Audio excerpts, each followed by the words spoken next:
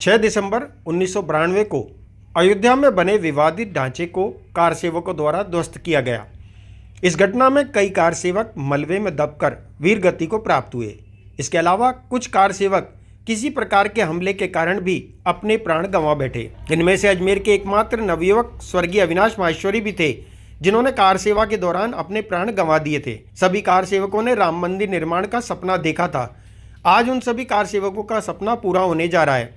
22 जनवरी को अयोध्या में भगवान श्री राम के भव्य मंदिर में रामलला मूर्ति प्राण प्रतिष्ठा कार्यक्रम होने जा रहा है। आज हम स्वर्गीय अविनाश माहेश्वरी के माता पिता से जानेंगे कि अविनाश के मन में कैसे भगवान राम के प्रति भाव उत्पन्न हुआ और वे कार सेवा में जाने के लिए कैसे तैयार हुए। अब हम आपको जानकारी देते हैं कि सर्वप्रथम देखिए, इस मंदिर के निर्माण की जिन्होंने नींव रखी, इसके लिए जिनका महत्वपूर्ण योगदान रहा, उनके अलावा ऐसे कई कार सेवक हैं जिन्होंने अपने प्राणों की आहुति तक दे दी, और उसमें से एक हैं अजमेर के शहीद अविनाश माहेश्वरी। आज हम उनके घर पहुंचे हैं। आज हम उनके पिताजी से बात करेंगे और आपको जानकारी पूरी उपलब्ध कराएंगे कि आज के 31 वर्ष पूर्व किस तरह का मंजर था और क्या माहौल हुआ था, और उनके मन में किस तरह की प्रेरणा ये उत्पन्न हुई थी कि उन्हें राम मंदिर के लिए उन्हें सेवा देनी है, कार सेवक के रूप में अयोध्या जाना है। तो सबसे पहले हम आपका परिचय कराते हैं। जी, आपसे जानना चाहेंगे कि सबसे पहले आज के 31 वर्ष पूर्व उनके मन में ये किस तरह की धारणा कैसे उत्पन्न हुई कि मुझे कार सेवक के रूप में अयोध्या जाना और श्री राम भगवान की सेवा में तत्पर रहना है। उस समय क्या, ये संघ शाखा से मैं भी जुड़ा हुआ था और अविनाश भी जुड़ा हुआ था। सायकालीन शाखा में जाता था, वहाँ खेल कूद होते थे तो उसको थोड़ा अच्छा लगता था। तो वहाँ ये इस तरह की जब अडवाणी जी ने रामरथ यात्रा निकाली थी, उस समय ऐसा लगा भाई कि हमारे आराध्य देव जो श्री राम हैं, उनके मंदिर वो बाहर ही हैं, मतलब उनके लिए वो मस्जिद मुसलमानों ने बना दी। तो उस मस्जिद को अगर हटाए बिना तो राम मंदिर बन नहीं सकता है। तो अडवाणी जी ने जो रथ यात्रा शुरू की, उसमें लोगों को जागृत किया कि इस तरह का कोई काम किया जाए जिससे कि अपने रामलला वापस अपने भवन में पधारे।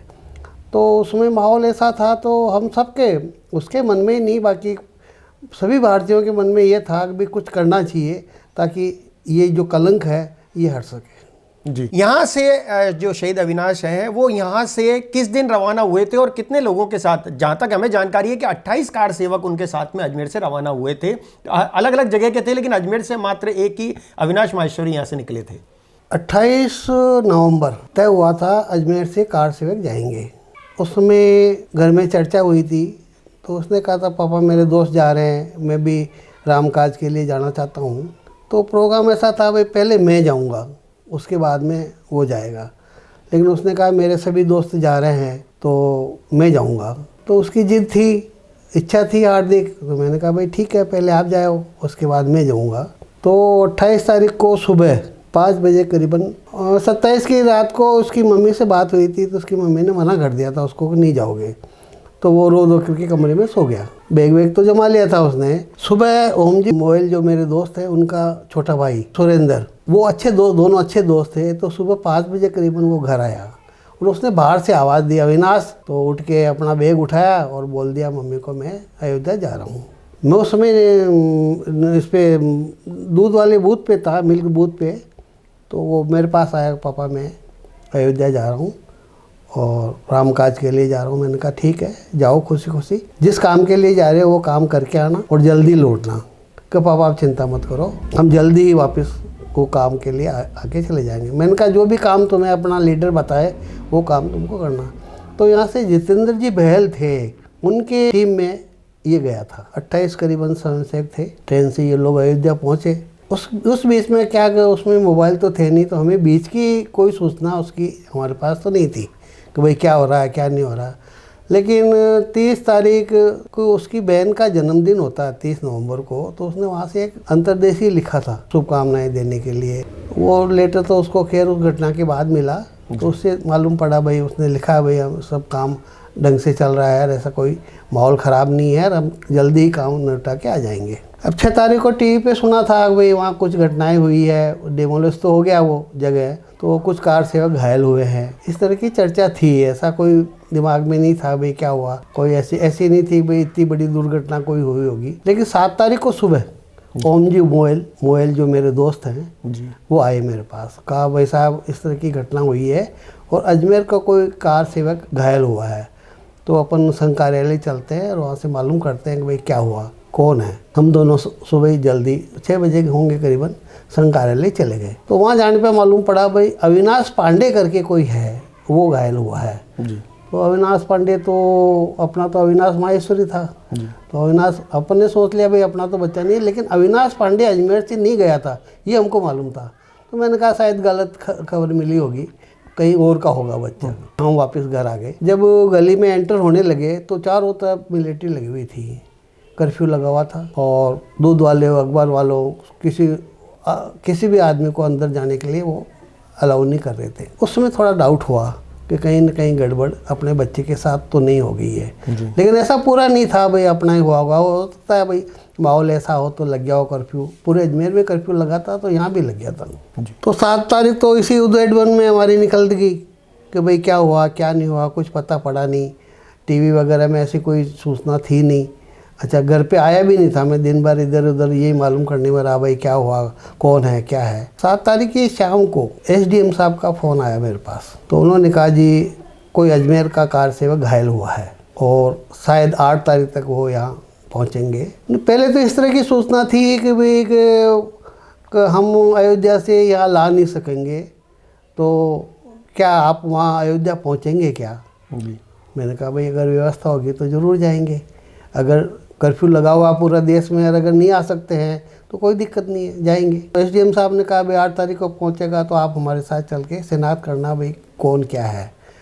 तो मैंने कहा ठीक है साहब आप हमारे पास आ जाना। तो 8 तारीख की रात को 11 बजे करीबन वो गाड़ी लेके आए थे यहाँ और मेरे से कहा साहब चलो। तो मैं उनके साथ 3-4 गाड़ियाँ थी, मैं गाड़ी में बैठ के उनके साथ गया। तो अजमेर जयपुर बाईपास है, वहाँ एक गुजरात की एम्बुलेंस थी, उसमें गुजरात की भी कोई घटना हुई थी जी। तो उसके साथ ही अपने बच्चे को लेके आए थे। बच्चे को देखा तो बच्चा तो अपना ही था ही, वो तो उसमें ही तो डाउट हो गया था भाई अपना ही है। तो फिर हम अपनी गाड़ी में लेकर के यहाँ के लिए रवाना हुए।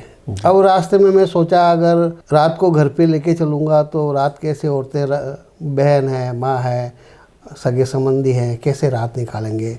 तो अपने को रात को घर पे नहीं चलना चाहिए। तो गली के बाहर एक सेमी इंजीनियरिंग है, उनसे हमने बात की तो उन्होंने कहा कमरा खाली कर देता हूँ, आप रात भर यही रहो जी। बच्चे को रात भर वहाँ रखा हमने। अब उसमें मैंने बच्चे की सारी बॉडी चेक की जी कि भाई कहाँ क्या हुआ इसका। तो उसके गले पे बहुत गहरा घाव था, मुंह पे छर्रे लगे हुए थे। गले का घाव ऐसा था कि देखा नहीं जाता था। तो मैंने कहा इस स्थिति में अगर घर ले चलेंगे तो इसकी माँ और बहन का क्या होगा जी। मतलब मैं भी बर्दाश्त नहीं कर पाता तो वो तो औरतें हैं। तो वहाँ डॉक्टर परवीन हैं, उनको मैंने बुलवाया।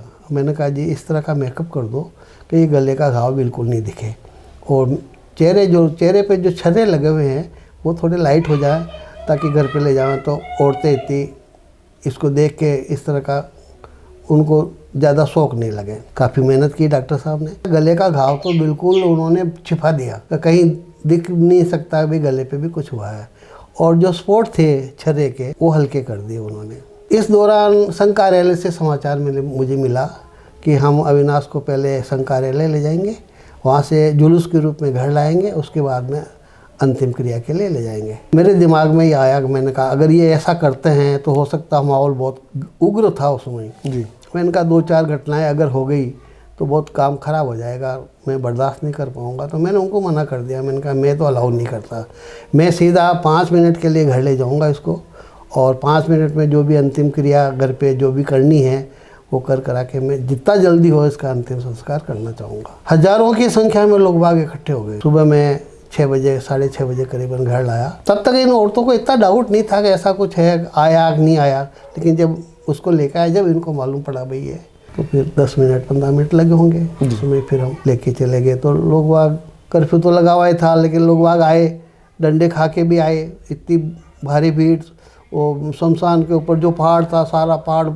पूरा आदमियों से भर गया। जय श्री राम के नारे लग रहे थे। वहाँ उसका हमने अंतिम संस्कार किया। शहीद अविनाश माहेश्वरी के नाम से एक स्कूल का भी संचालन हो रहा है। ये स्कूल का प्रारंभ कब हुआ और इसका संचालन अभी कौन देख रहे हैं? स्कूल का संचालन तो विद्या भारती चित्तौड़ प्रांत है, वो देख रही है। क्या हुआ था कि मैंने 1.5 महीने करीबन, मेरे को पूरा ध्यान नहीं है, विश्व हिंदू परिषद दिल्ली वालों की एक मीटिंग थी यहाँ मझेवला, कि भाई ऐसी घटना हुई है, तो इस संबंध में चर्चा करने के लिए पूरे देश से लोग ये विश्व हिंदू परिषद के जो बड़े नेता थे इकट्ठे हुए थे। तो उस समय मेरे पास समाचार आया कि विश्व हिंदू परिषद के नेता आप लोगों से मिलना चाहते हैं। मैंने कहा वेलकम, पधारें, उनका घर है। चर्चा चली, भाई ये हुआ, ऐसा हुआ, ऐसा हुआ, सब मालूम था उनको, उन्होंने वही बातें दोहराई। फिर उन्होंने कहा जब बच्चा तो जो हुआ सो हो गया, अब उसका तो अपने पास कोई इलाज नहीं है, लेकिन उन्होंने 2 लाख का चेक मेरे को ऑफर किया कि ये आप हमारी तरफ से रखें। मैंने कहा जी मैं क्या करूँगा इसका, मैं आज गवर्नमेंट सर्वेंट हूँ, मेरे को तनख्वाह मिलती है, रिटायर हो जाऊँगा, मेरे को पेंशन मिलेगी, मेरे को पैसों की आवश्यकता नहीं है।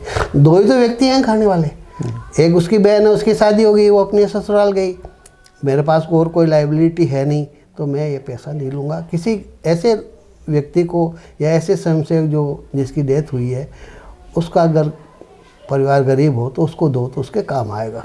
तो उन्होंने कहा फिर आप क्या चाहते हैं? मैंने कहा ये आप सोचो, मैं क्या चाहता हूँ। तो मूर्ति लगवा देते हैं इसकी किसी चौराहे पे। मैंने कहा नहीं। उस समय अगर सबको ही ध्यान होगा, आपको भी ध्यान होगा, केसी चंद जी चौधरी का एक स्टेचू लगा था जी। तो असामाजिक तत्वों ने उस स्टेचू की गर्दन रात को किसी समय हटा दी थी, तोड़ दिया था उसको जी। तो मैंने कहा अगर इस तरह की घटना हो गई तो ये और उससे भी ज़्यादा हमें दुखदाई हो जाएगी, तो हम इसको, मैं तो अलाउ नहीं करता कि मूर्ति लगाई जाए। तो फिर क्या किया जाए? मैंने कहा ये आप सोचो क्या किया जाए। तो फिर एक विचार आया उनमें से कि बच्चे के नाम से या अविनाश के नाम से एक स्कूल बना दिया जाए। मैंने कहा हाँ, इसके लिए मैं एग्री हूँ, और जो भी मैं स्कूल के लिए दे सकता हूँ आर्थिक सहयोग मैं भी दूंगा, इसको आप क्रियान्वित कर सकते हैं। तो 93 में सत्यमित्रानंद जी की यहाँ कथा चल रही थी। एक भजनगंज में साधु बस्ती है, राधा स्वामी, पुराना राधा स्वामी सत्संग भवन, उसके पास में एक ज़मीन जो अभी की भट्टियाँ लग रही थी, उन्होंने कब्जा कर रखा था, तो उसको उन्होंने खाली करवाया और वहाँ पे 28 बच्चों से स्कूल को चालू किया। आज उच्च माध्यमिक स्कूल हो गई है वो, और 600 से ऊपर 650 करीबन बच्चे वहाँ पढ़ रहे हैं। दर्शकों देखिए, 500 वर्षों से राम मंदिर के निर्माण के लिए संघर्ष चल रहा था और उसमें तेजी आई 1992 से लेकर के। वहाँ सा जो काल था, जो खंड था, उसमें उसकी नींव रखी गई जो जनप्रतिनिधि हैं, नेताओं के द्वारा, लेकिन कार सेवकों के द्वारा उसमें प्राणों की आहुति भी दी गई। आज उस पर संघर्ष पर विराम लगते हुए राम मंदिर का निर्माण भी हो चुका है और रामलला प्राण प्रतिष्ठा का कार्यक्रम 22 जनवरी को होने वाला है। हम अब जानना चाहेंगे, देखिए अविनाश माहेश्वरी के पिताजी से उनका महत्वपूर्ण योगदान रहा और उन्होंने अपने प्राण तक त्याग दिए। आज देखा जाए तो वो उनकी जो दी गई आहुति कहीं न कहीं जा करके एक तरह से प्रत्यक्ष रूप से सामने उजागर हुई है और उनका कार्य भी सफल हुआ है, जिसके लिए उन्होंने संघर्ष किया था। आज वो भवन निर्माण, भगवान राम का मंदिर निर्माण होकर के तैयार हो गया है। तो आप क्या कहना चाहेंगे? खुशी इसलिए है कि जिस उद्देश्य के लिए बच्चों ने अपने प्राण का बलिदान दिया था वो आज मूर्त रूप लेने जा रहा है। मोदी जी और योगी जी की सरकार का आभार प्रकट करेंगे हम लोग कि उनकी वजह से यह अति शीघ्र इसका फैसला हुआ और मंदिर निर्माण का प्रथम तल गर्भगृह शुरू हो गया है और 22 तारीख को प्राण प्रतिष्ठा होगी। खुशी भी है लेकिन दुख तो होता ही है। एकाएक बच्चा था, शादी ब्याह, गरीब में फंक्शन हो या बाहर त्यौहार हो तो बच्चे की याद तो आती है। एक ही बच्चा था तो टाइम पे तो, लेकिन फिर भी मैं अपने इस मोहल्ले वालों, जो प्रेमनगर के जितने भी मेरे मोहल्ले वाले मेरे दोस्त लोग हैं, उनका ऋण मैं नहीं उतार सकता। वो सुख दुख में मेरे साथ खड़े होते, एक आवाज़ पे पूरा मोहल्ला और मेरे दोस्त मेरे सुख दुख में खड़े हो जाते हैं, हर समय तत्पर रहते हैं कि इनकी किसी तरह सहायता की जाए। हमने 18 जनवरी का रिजर्वेशन भी करा लिया है। 18 जनवरी को हम जाएंगे और 24 को आएंगे। दर्शकों, आपने देखा कि हमारे साथ में जो अविनाश माहेश्वरी के पिता हैं मणकचंद माहेश्वरी, उन्होंने संपूर्ण जानकारी दी। सबसे बड़ी बात यह है कि उनके पुत्र द्वारा प्राणों की आहुति दी गई मंदिर निर्माण के कार्य के लिए। कार सेवक के रूप में वे अयोध्या गए थे और वहां उनके साथ ये हादसा घटित हुआ। उसके बाद में देश भर में कर्फ्यू भी लगा। 28 जो कार सेवक उनके साथ में थे, उनके साथ वो वहां पर पहुंचे और उसके बाद में जब एकाएक अचानक से अपने ही पुत्र की मृत्यु का समाचार आता है तो एक माता पिता के दिल पर क्या बीतती है। मंदिर का निर्माण पूरी तरह हो चुका है। जहां एक तरफ आज भी 31 वर्ष पश्चात उनके सीने में वो दुख आज भी मौजूद है। लेकिन दूसरी तरफ उन्होंने खुशी व्यक्त करते हुए भी कहा है कि उनके पुत्र की जो दी गई प्राणों की आहुति है वो काम आई है और आज ये मंदिर बनकर के तैयार हुआ है। ऐसे कई कार सेवक वहाँ पर मौजूद थे जिनके द्वारा संघर्ष किया गया, सहयोग दिया गया, महत्वपूर्ण योगदान दिया गया और कईयों ने तो अपने प्राणों की आहुति तक दी। अंत में हम आपसे जानना चाहेंगे कि आप समस्त जनता को क्या कहना चाहेंगे 22 जनवरी को लेकर के? 22 जनवरी के लिए जैसा मोदी जी ने भी आग्रह किया है, अपने घरों में या आसपास जो भी मंदिर है उसकी सजावट करें, सुंदरकांड का पाठ करें, हनुमान चालीसा करें, मंदिरों को सजाएं। घर के बाहर ये 550 साल बाद ये एक दूसरी दिवाली अपनी खुशी के लिए आई है, तो दिवाली से भी ज़्यादा इसको उत्सव के रूप में मनाएं और घर घर में मंगलाचार गाएं, मिठाई बांटें, प्रसाद बांटें, इस तरह की खुशी मनाएं। क्योंकि बड़ी मुश्किल से ये अपने को 550 वर्ष के बाद में भगवान राम की प्राण प्रतिष्ठा होने जा रही है, तो बहुत खुशी है, खुशी से मनाना चाहिए। दर्शकों, आपने देखा कि एक मजबूत पिता का इन्होंने उदाहरण दिया है कि पुत्र के द्वारा दिए गए योगदान को उन्होंने गम को दूर करते हुए खुशी प्रकट की है कि रामलला का मंदिर बनकर के तैयार हुआ है और प्राण प्रतिष्ठा जो हो रही है 22 जनवरी को, उसमें सभी अपना महत्वपूर्ण योगदान दें, घर पर पाठ पूजा करें, दीपावली की तरह इस महापर्व को मनाएं। आज हमने आपकी मुलाकात यहाँ कराई और 22 तारीख को भी हम जो कार्यक्रम आयोजित होंगे उसके बारे में हम आपको लाइव दिखाएंगे। देखते रहें स्वामी न्यूज़। जय हिंद, जय भारत। सदगुरु इंटरनेशनल स्कूल, पृथ्वीराज नगर, ऑपोजिट पंचशील, ए ब्लॉक, अजमेर, जहां पढ़ाई के साथ साथ प्री प्राइमरी से ही स्टेज अपीयरेंस की ट्रेनिंग दी जाती है, जिससे उनका स्टेज फियर बहुत कम एज में ही दूर हो जाता है। Admissions open from nursery to 10th, 9773326213। यार, बच्चे के लिए ऐसा स्कूल तलाश रहा हूँ जहाँ बच्चा स्टडी करे और साथ में उसे सभी स्पोर्ट्स फैसिलिटीज भी मिले। अपने बच्चे के लिए सतगुरु इंटरनेशनल स्कूल चुनो। स्टडी के साथ साथ यहाँ इवनिंग में नेशनल लेवल के कोचेस द्वारा swimming, badminton, lawn tennis, table tennis, basketball जैसे स्पोर्ट्स की ट्रेनिंग दी जाती है। अरे वाह! सदगुरु इंटरनेशनल स्कूल, पृथ्वीराज नगर, ऑपोजिट ए ब्लॉक, पंचशील, अजमेर।